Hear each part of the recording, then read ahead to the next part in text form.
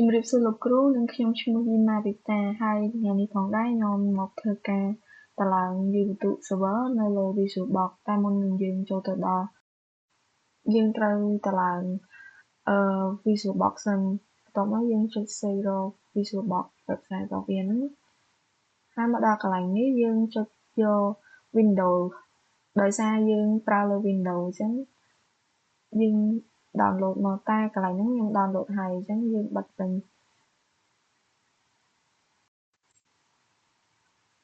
បន្ទាប់មកយើងចុចចូល VisualBox របស់យើងមកដើម្បីយើងតឡើងវាយបន្ទុក server យើងចុចចូល new កន្លែងនេះយើងដាក់ឈ្មោះរបស់យើងដាក់ឈ្មោះ Linux ហើយយើងចូល order ដើម្បីយក ls file របស់វាយបន្ទុកមកដល់កន្លែងហ្នឹងយើងទៅដាក់ password ឬក៏ username របស់យើងដាក់ username ដែលយើងចង់ដាក់មកហើយយើង create password វាដាក់ password ដែលយើងងាយចាំដែរហើយកន្លែងហ្នឹងយើងមកកំណត់ RAM ឬក៏ CPU របស់វាហើយបន្ទាប់មកយើងរង់ចាំឲ្យវា process សិនវាពងការហើយយើងចុចយកអាលើគេមកយើងចុច enter កន្លែងហ្នឹងយើងរង់ចាំឲ្យវាដើរសិន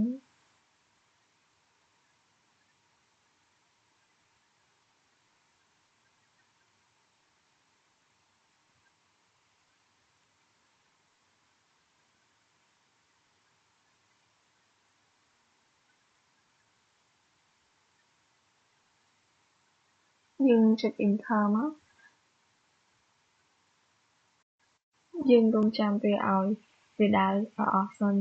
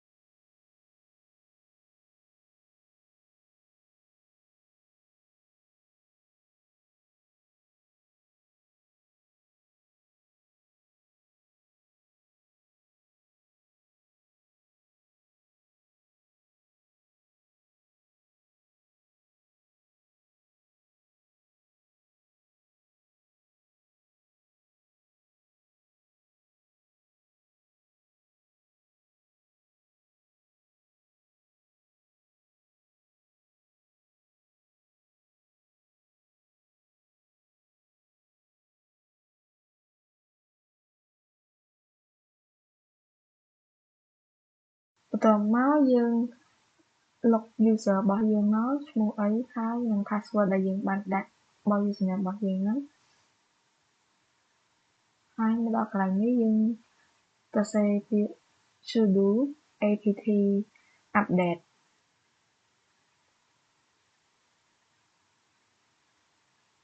ដោយសារខ្ញុំអត់ទាន់បាន update វាអញ្ចឹងយើងទៅសេមក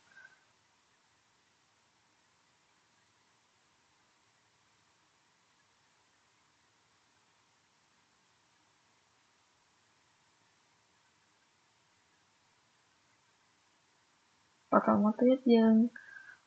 អូច្រឡំ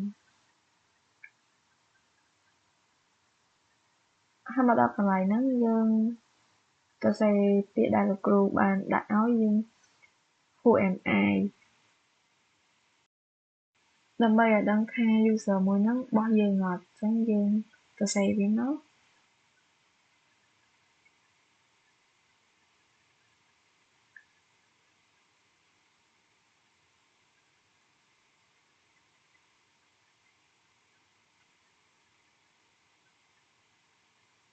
យើងទៅសេ who am I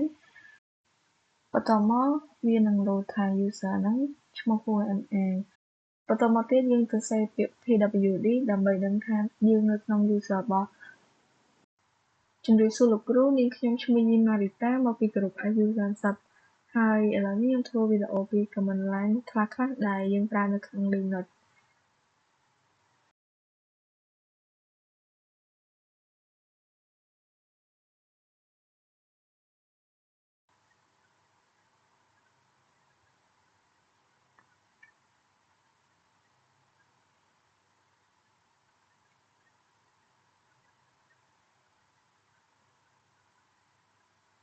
មកដល់នេះយើងចុច username របស់យើងមកហើយ password របស់យើងចូលហើយ command ដំបូងគេគឺយើងប្រើ pwd ដែលយើងចូលឆែកមើល directory របស់យើងថាយើងនៅ directory មួយណាខ្ញុំចូល directory home ឈ្មោះរបស់ខ្ញុំ Marita ហើយយើង sl មើលវាមានអីខ្លះបន្តមកទៀតយើង cd ដើម្បីចូលទៅកាន់ desktop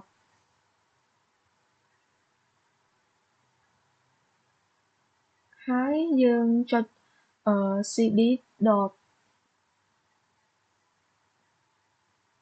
ម្បីចេញពី folder desktop ហ្នឹងហើយយើងចូលទៅកាន់ desktop ហ្នឹងវិញដើម្បីយើងទៅ create file IQ30 មួយ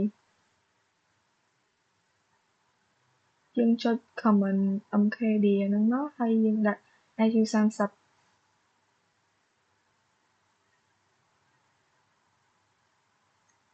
ហើយមកដល់កន្លែងហ្នឹងយើង sl មើលថាយើងបានបង្កើតfolder របស់យើងហើយនៅឥឡូវខ្ញុំបង្កើតបានហើយ IU30 ហើយមកដល់កន្លែងហ្នឹងយើងចុច toast ដើម្បីបង្កើតទឹក file មួយអញ្ចឹងខ្ញុំដាក់ file របស់ខ្ញុំដាក់ info.txt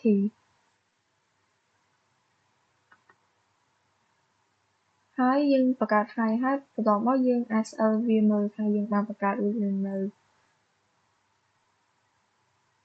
ហើយមកដល់កន្លែងហ្នឹងយើងចូលទៅកាន់command line មួយទៀតដែលយើង echo មើលហើយខ្ញុំចុចកន្លែងហ្នឹងដាក់ថា hello ឈ្មោះរបស់ខ្ញុំហ្មង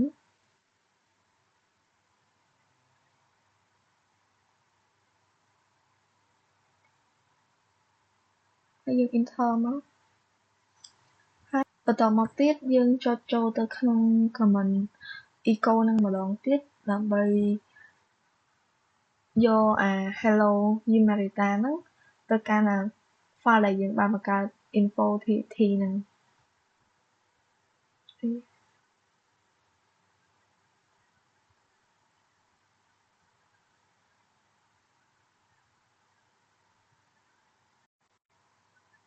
បន្តមកទៀតយើង cat មើលវាថាhello Yimarita ហ្នឹងចូលទៅក្នុង file info text ហ្នឹងឬក៏អត់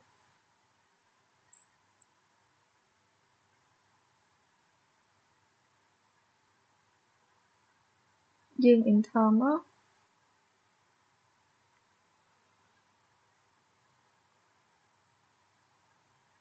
ឥឡូវ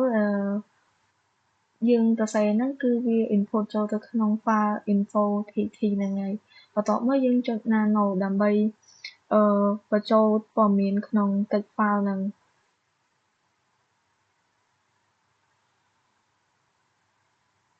មកដល់កន្លែងហ្នឹងខ្ញុំចុចថែមឈ្មោះរបស់យើងឬក៏ទិន្នន័យអីផ្សេងទៀតបានតែខ្ញុំដាក់នេះផ្សេងខ្ញុំដាក់ am from IQ30 បន្តមកទៀតយើងចុច Ctrl X ហើយ Enter ដើម្បី save file ហ្នឹងហើយយើងចុចCtrl X ក៏ដែរយើងយក file បើមិនជាយើងចុច file យើងបាន save រួចហើយ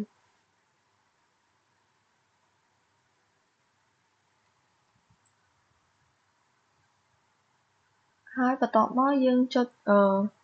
ហើយបន្តមកទៀតយើងចុចMV ដើម្បី move file ហ្នឹងទៅចូលកាន់ទៅ folder ណាមួយហើយយើងចុច file info ហ្នឹង move ទៅកាន់ desktop និង IQ30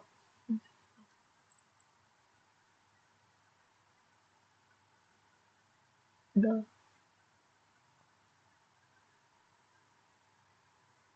enter មកអត់ចេញ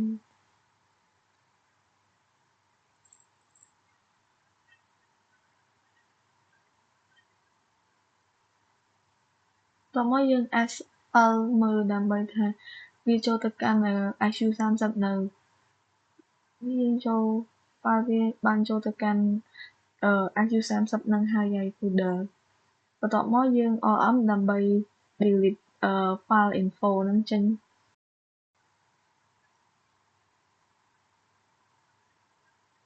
ន្ទាប់មកយើងចេញពី folder របស់ IQ30 ហ្នឹងយើងចុច cd ហើយយើងចេញហើយបន្ទាប់មកយើងឆែកមើល SL ហ្នឹងដើម្បីមើលថាក្នុង desktop ហ្នឹងនៅ file IQ30 ហ្នឹងអត់អញ្ចឹងយើងលុបតែ file info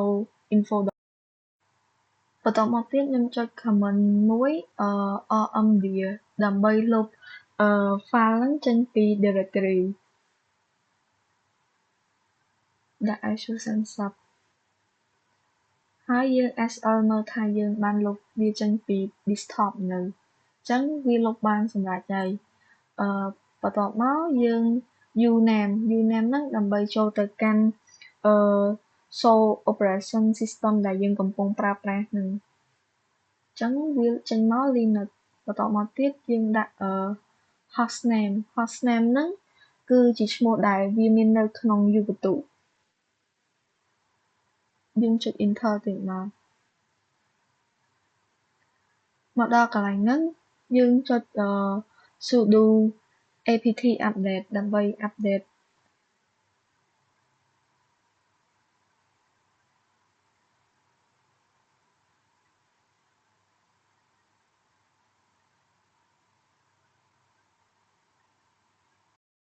កន្លែងហ្នឹងវាត្រូវការឲ្យយើងដាក់ password របស់ user របស់យើងហ្នឹងអញ្ចឹងយើងវាយហើយយើង enter យើងរងចាំឲ្យវា update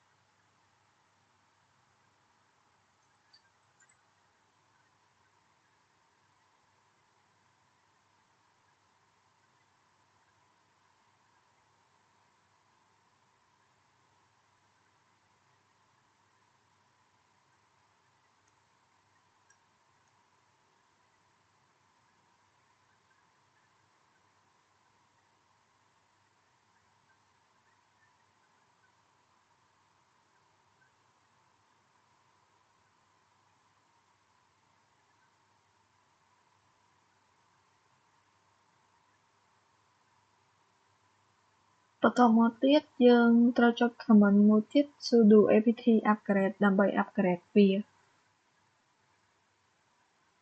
sudo upgrade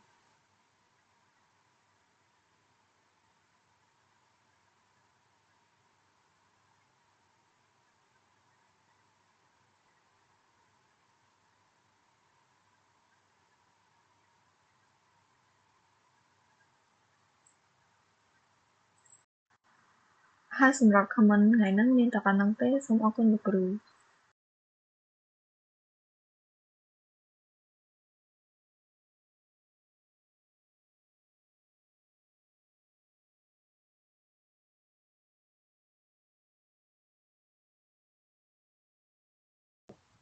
ជំរាបសួរលោកគ្រូនាងខ្ញុំឈ្មោះ Marita មកពីក្រុម U30 ហើយថ្ងៃនេះផងដែរខ្ញុំមកធ្វើវីដេអូទាក់ទងនឹងការ enable IS8 និងការ install IS8 មកដល់កន្លែងនេះខ្ញុំចុច sudo apt update សិន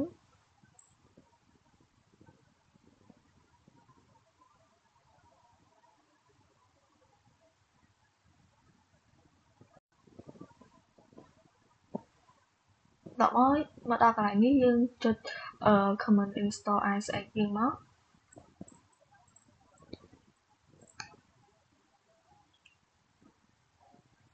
sudo apt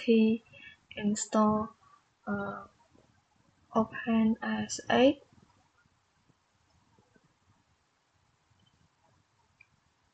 .server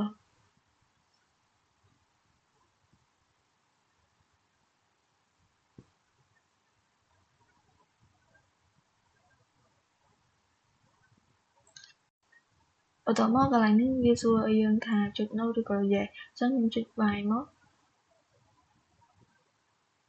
ហើយយើងរងចាំឲ្យវា process ឲ្យអស់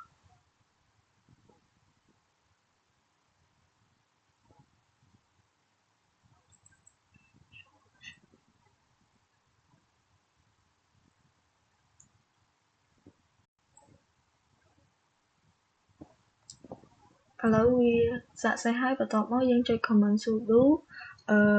system control enable ម្ដង system ctl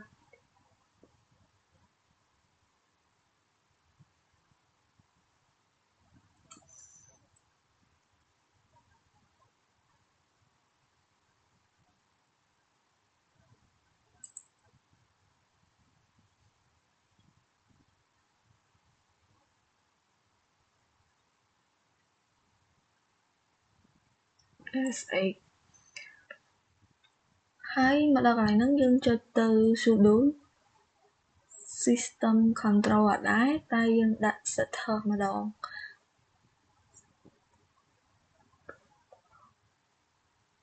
starter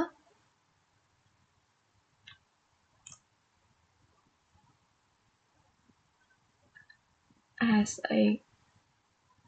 ហើយយើង enter មកហើយមកដល់កន្លែងហ្នឹងវា running ហើយ active running បន្តមកទៀតយើងចូលទៅកាន់ comment មួយទៀត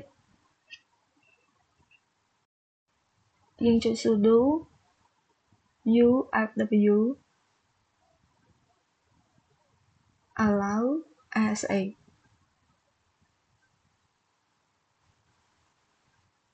បន្តមកទៀតខ្ញុំចុចទៅ check IP address IP ហើយ A ហើយ IP របស់ខ្ញុំ 10.0.2.15 បន្ទាប់មកខ្ញុំទៅដាក់ terminal ថ្មីមួយទៀតបន្ទាប់មកយើង pin ទៅកាន់ address របស់យើងមិញហ្នឹង 10.0.2.15 ហើយ enter មកបន្តមកទៀតយើងចុចទៅ comment គេ user របស់ខ្ញុំម្ដងខ្ញុំចុចឈ្មោះខ្ញុំហើយជាមួយនឹង IP address ហ្នឹងម្ដងទៀតចុច comment C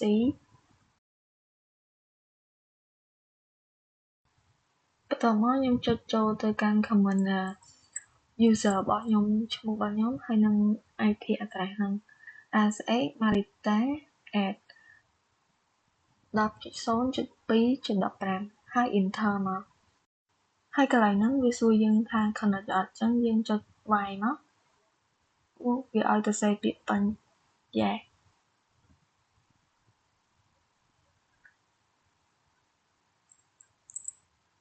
តមកយើង save password ឥឡូវវាចេញមកហើយបន្តមកទៀតខ្ញុំចុចពាក្យwho am I របស់យើងដែរមក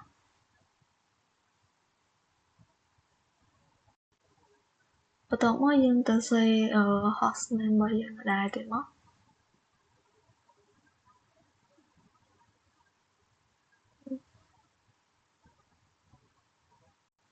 វីដេអូខ្ញុំមានតែប៉ុណ្ណឹងសូមអរគុណលោកគ្រូ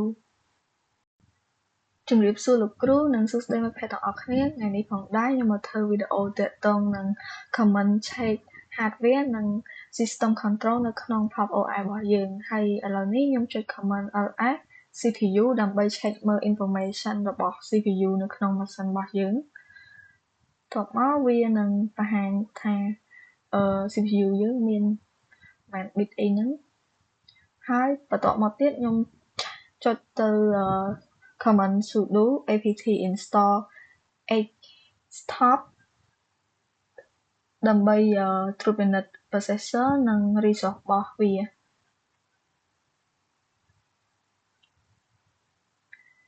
ហើយបន្ទាប់មកខ្ញុំចុច command htop នឹងដែរដើម្បីមើល CPU និង RAM របស់យើងហើយនិង process ផ្សេងៗនៅក្នុង PC របស់យើងនឹងឥឡូវវាចេញមកហើយ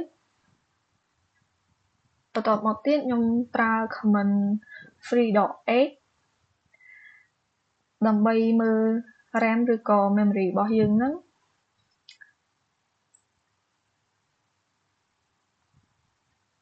បន្ទាប់មកវា total ឲ្យយើងថាយើងមាន RAM ប៉ុន្មានអីប៉ុន្មានហ្នឹងហើយបន្ទាប់មកទៀតខ្ញុំប្រើ command df.h ដើម្បី check មើល hard disk របស់វា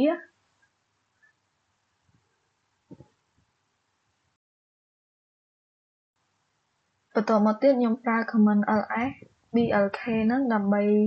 check មើល block device ដែលយើងហៅថា SSD និង USB បន្ទាប់មកវាបោះ result ឲ្យយើងមើលហើយ command បន្ទាប់ទៀតខ្ញុំប្រើ command IPA ដើម្បី check មើល internet interface របស់យើងឬក៏ IP របស់ counter យើងហ្នឹងហើយបន្ទាប់មកទៀតខ្ញុំប្រើ command ps aux ដើម្បីមើល process ដែលកំពុង run នៅលើ PC របស់យើងទាំងអស់ហ្នឹងហើយបន្ទាប់មកទៀតខ្ញុំប្រើ command kill ម្ដងដើម្បីបិទ process តាម PID របស់វាតោះមកយើងចូលបើក Firefox សិនតោះមកទៀតខ្ញុំចូលទៅកាន់PIDOF ហើយចុច Firefox ដើម្បីយកឲ្យគេ PID របស់ Firefox ហ្នឹងខ្ញុំចុច kill ហើយយកចុចលេខដែល Firefox ហ្នឹងបោះឲ្យហ្នឹងចិន9 54ហ្នឹងដើម្បីបិទតោះមកយើង enter ទៅហើយ argument ពីរចុងក្រោយហ្នឹងគឺ command ខ្ញុំចុច sudo shutdown all now ហ្នឹងគឺប្រើសម្រាប់យើង restart ម៉ាស៊ីនភ្លាមហើយ command មួយទៀតsudo shutdown now អាហ្នឹងយើងប្រើសម្រាប់បិទម៉ាស៊ីនភ្លាមដែរអញ្ចឹងខ្ញុំលុបall now ហ្នឹងចេញហើយយើងចុច enter គឺអាហ្នឹងយើងបិទម៉ាស៊ីនរបស់យើងភ្លាម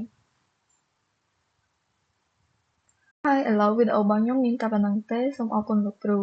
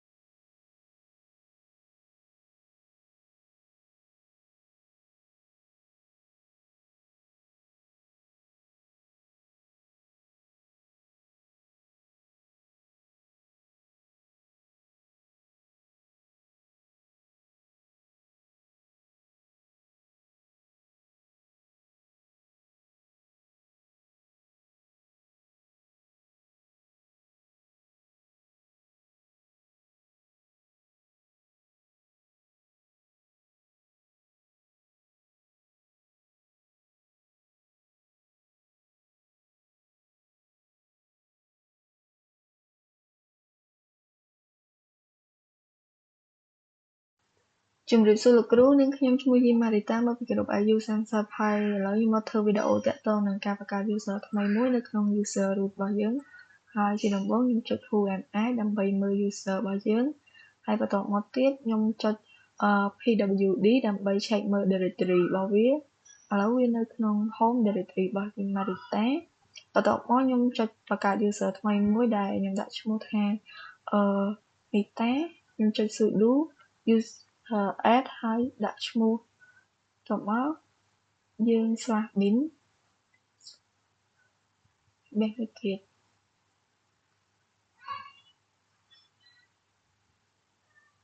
ហើយបន្ទាប់មកទៀតខ្ញុំចូល ls.l/home ដើម្បីមើលថាយើងបានបង្កើតវាហើយនៅឥឡូវយើងបង្កើតវាហើយ user នេះទេបន្ទាប់មកទៀតខ្ញុំទៅបង្ហាញ user list តាម cat ហើយខ្ញុំចុច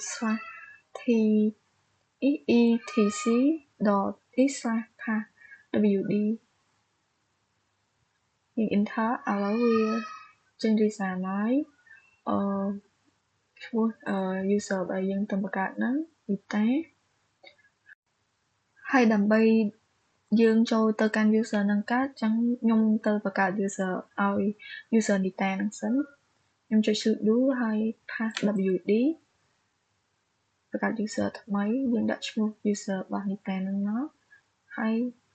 យើងដាក់ password ហ្នឹងឥឡូវយើងបង្កើតវាបានជោគជ័យហើយយើងចុចចូលទៅកាន់ user ហ្នឹងខ្ញុំចុច su នីតា enter ហើយយើងបែរ password ដែលយើងទំដាក់ហ្នឹងមកបន្ទាប់មកខ្ញុំចុច cd សិនហើយបន្ទាប់មកទៀតខ្ញុំចុចpwd ថាយើងនៅលើ directory មួយនេះឥឡូវយើងនៅ directory នីតាហ្នឹងហើយ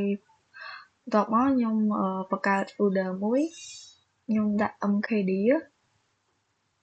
ហើយកន្លែងហ្នឹងយើងចង់ដាក់ឈ្មោះ folder របស់យើងខ្ញុំដាក់ test ហើយបន្ទាប់មកទៀតខ្ញុំចុចls ឥឡូវយើងបានបង្កើតហើយបន្ទាប់មកទៀតខ្ញុំចុច task មួយដើម្បីបង្កើតទៅជា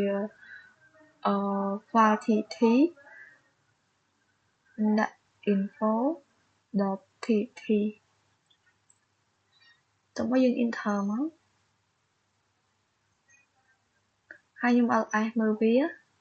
ឡូវយើងបង្កើត file នឹងបានហើយបន្ទាប់មកទៀតខ្ញុំចង់ចេញពី user នីតាហ្នឹងអញ្ចឹងយើងចុច su ក៏បានហើយយើងដាក់ user ដែលយើងចង់ចូលទៅវិញតែខ្ញុំអត់ចុចsu ហ្នឹងទេខ្ញុំចុច exit យកក៏បានដែរអញ្ចឹងយើងចុច exit ទៅបន្ទាប់មកយើងចូល user ដើមរបស់យើងបានហើយអញ្ចឹងខ្ញុំចូល cd ហើយ clear វាចោលទៅហើយបន្ទាប់មកទៀតខ្ញុំចូល pwd home directory របស់យើងនេះហើយវីដេអូយើងមានតែប៉ុណ្ណឹងសូមអរគុណលោកគ្រូជំរាបសួរលោកគ្រូនាងខ្ញុំឈ្មោះយីម៉ារីតាមកពីក្រុម IU 30ហើយថ្ងៃនេះផងដែរខ្ញុំមកធ្វើវីដេអូទាក់ទងនឹងការ create group និង create user នៅក្នុង group នីមួយៗរបស់យើងហ្នឹងហើយជាដំបូងយើងត្រូវ connect ទៅកាន់ Ubuntu server សិនតោះមកខ្ញុំ save as ហើយនឹងឈ្មោះ user របស់ Ubuntu server របស់យើងហ្នឹងហើយនឹង IP address របស់វាតោះមកខ្ញុំ save ហើយដាក់ password របស់ user របស់យើងមកដល់កន្លែងនេះខ្ញុំ clear ចោលមួយសិនហើយបន្ទាប់មកខ្ញុំបង្កើត group យកមកខ្ញុំចុច sudo ហើយ group add ហើយនឹងវាយឈ្មោះ group របស់យើងផងទៅ developer enter មួយហើយដាក់ password របស់ user Ubuntu យើងបន្ទាប់មកខ្ញុំបង្កើតgroup មួយទៀតដាក់UX UI ហើយមួយទៀតgroup add dev op បន្ទាប់មកចាំ cat មើលទាំងអស់ហ្នឹងទៅ /etc/group ឥឡូវ group យើងបានបង្កើតហើយទាំង3ហ្នឹងហ ហើយបន្តមកទៀតយើងលុបdeveloper នឹងចេញចោលសិនខ្ញុំ say sudo group del ហើយដាក់ឈ្មោះ group របស់យើងហ្នឹងហើយបន្តមកទៀតខ្ញុំ tag មើលទៀត etc/group ឥឡូវ group យើងបានលុបបានជោគជ័យហើយ developer ហ្នឹងហើយបន្តមកខ្ញុំទៅបង្កើតវាមកវិញអញ្ចឹងខ្ញុំចុច sudo ហើយ group a ដដែលហើយដាក់ developer ដែរហើយយើង tag មើលទៀតទៅ etc/group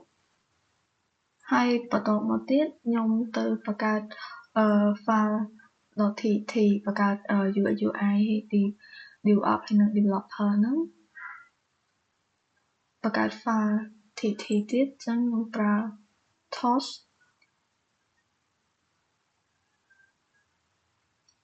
developer underscore process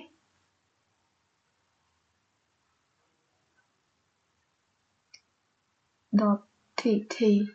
ហើយ UI UI underscore process .tt dev up underscore process ដែរហើយ .tt ដូចគ្នាហើយបន្តមកទៀតខ្ញុំ ls .l ឥឡូវ file tt ដែលយើងបានបង្កើតនោះគឺបង្កើតរួចហើយហើយបន្តមកទៀតខ្ញុំទៅ change file ហ្នឹងទៅជា file 755វិញអញ្ចឹងយើងចុច command symbol 755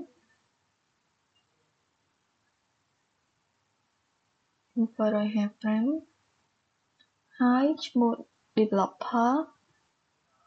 underscore process .tt UI underscore process .tt ដូចគ្នាហើយយើង say dev up នឹងដែរមក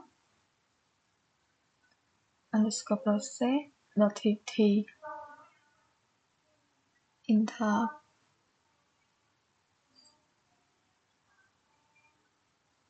ហើយខ្ញុំ ls មើលវាម្ដងទៀតឥឡូវឯគេ file ហ្នឹងយើងបានកែហើយទៅជាfile 755ឬក៏ retry អីហ្នឹងហើយបន្តមកទៀតខ្ញុំដូរ group dev up ហ្នឹងទៅជា owner វិញអញ្ចឹងយើងចុចឈ្មោះហើយ750វិញ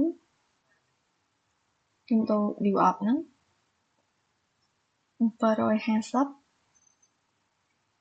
dev up underscore process .tt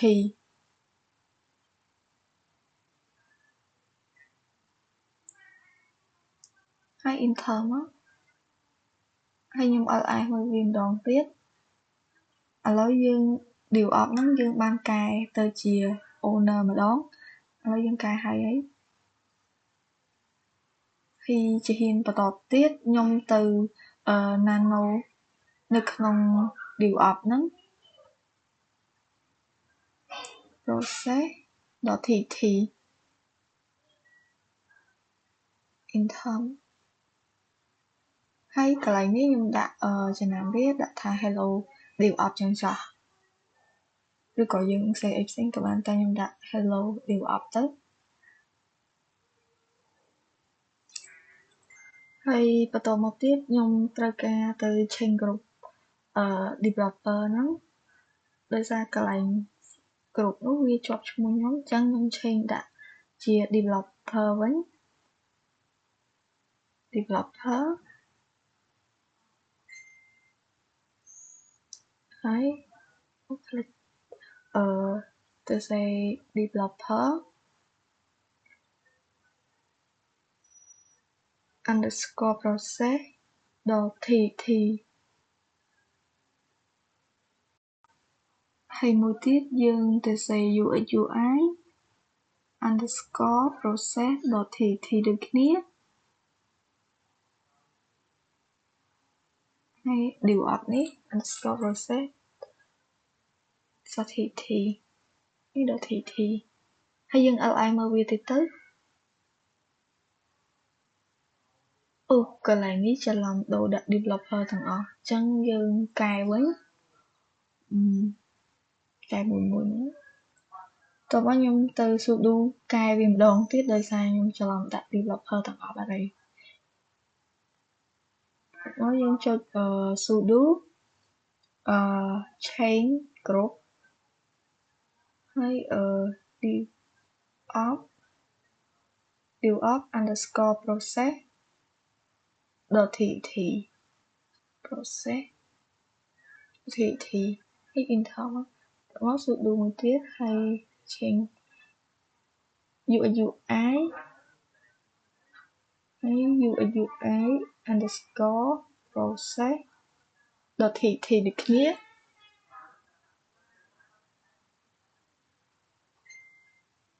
ហើយយើង ls មួយវាទៅឥឡូវកន្លែងគ្រប់ហ្នឹងយើងបានដូរដាក់ឈ្មោះតាមឈ្មោះវានីមួយៗហើយបន្តមកទៀតខ្ញុំទៅ create user នៅដោយសារយើងអត់ទាន់បាន create user ទេអញ្ចឹង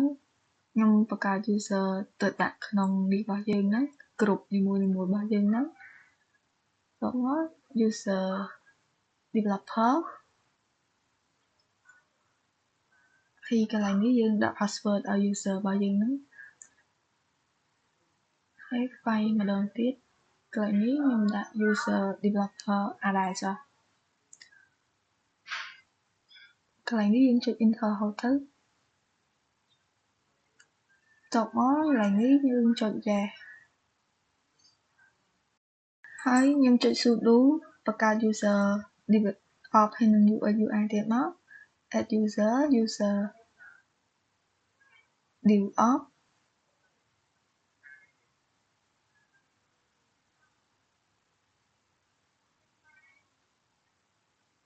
underscore develop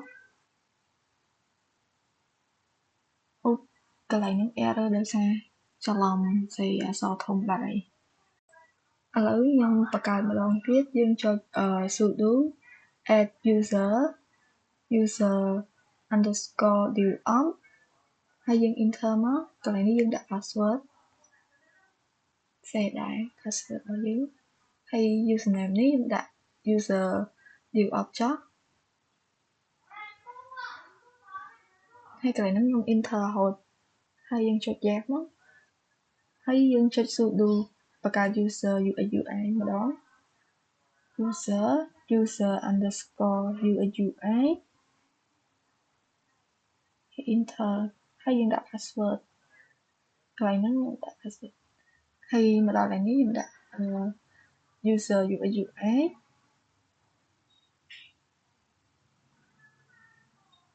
ពី enter ហូតទៅ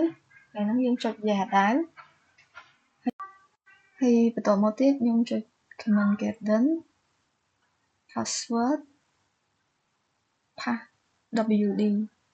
ដើម្បីមើល user ដែលយើងបង្កើតទៅជា big bash នេះឥឡូវ user យើងបានបង្កើតហើយបន្តមកទៀតខ្ញុំចុច sudo ចូលទៅកាន់ user developer របស់យើងហ្នឹងហើយ password ហើយ ls មួយវាឥឡូវយើងបានចូលទៅកាន់ user ហ្នឹងហើយបន្តមកយើងសាកចុច cat ចូលទៅកាន់ develop process.tt នឹងកើតអត់ develop underscore process.tt ឥឡូវយើងចូលអត់កើតទេដោយសារយើងអត់មាន permission របស់វាហើយបន្ទាប់មកខ្ញុំចេញពី user ហ្នឹងខ្ញុំចូលទៅ user develop ម្ដង user underscore develop ហើយ password របស់វាបន្ទាប់មកខ្ញុំ ls ហើយខ្ញុំចូលទៅកាន់ file develop ហ្នឹងខ្ញុំ cat develop underscore process.tt ឥឡូវវាចូលបានហើយដោយសារ file ហ្នឹងវានៅក្នុង user develop នឹងស្រាប់ហើយវាមាន permission របស់វាបន្ទាប់មកខ្ញុំ exit ខ្ញុំចូលទៅកាន់ user របស់ UI ម្ដងយើងចុច user UX UI enter ហើយ file password របស់ user ហ្នឹងហើយបន្ទាប់មកខ្ញុំ cat